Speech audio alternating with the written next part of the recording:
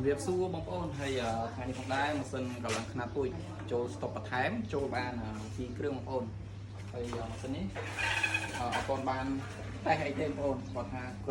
កោះកេះដើម្បីដាក់តាំងបង្ហាញអញ្ចឹងបងប្អូនអញ្ចឹងបើសិនជាបងប្អូនដែលគាត់មានតម្រូវការគាត់ចង់ឲ្យដាក់ផ្ញើឲ្យអញ្ចឹងខ្ញុំរៀបចំដាក់ផ្ញើទៅគឺខ្ញុំតេស្តជូនមកស្អាតអញ្ចឹងបងប្អូនគាត់ថាយកមកដល់គឺអត់ទាន់បានតេស្តអីទេបងប្អូនហើយនៅក្នុងស្តុកនៅសល់មួយគ្រឿងទៀតបងប្អូនអញ្ចឹងនៅក្នុងស្តុកស្រុកទាំងអស់ចូល3គ្រឿងអញ្ចឹង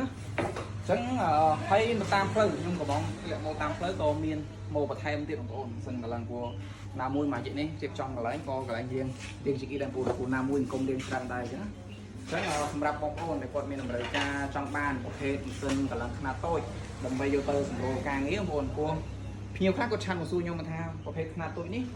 កន្លងអីបានខ្លះដូចគាត់មើលទៅរៀងតូចអញ្ចឹងបងប្អូនអញ្ចឹងខ្ញុំក៏ប្រាប់គាត់ថាតម្រូវការជាក់ស្ដែងសម្រាប់បងប្អូនដែលគាត់មានតម្រូវការកន្លងគ្រឿងមុំដូចគ្រឿងម៉ូតូគ្រឿងម៉ូទ័រ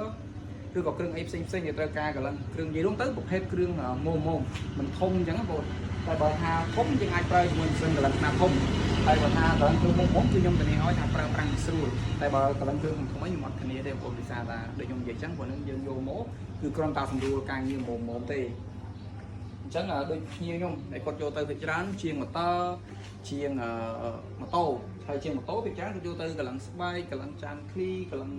បូមឬក៏កន្លងគ្រឿងផ្សេងមុំអញ្ចឹងបងប្អូនអញ្ចឹងអាចថាគាត់យកទៅក៏ស្រួលការងាររបស់គាត់ដែរបងប្អូនព្រោះ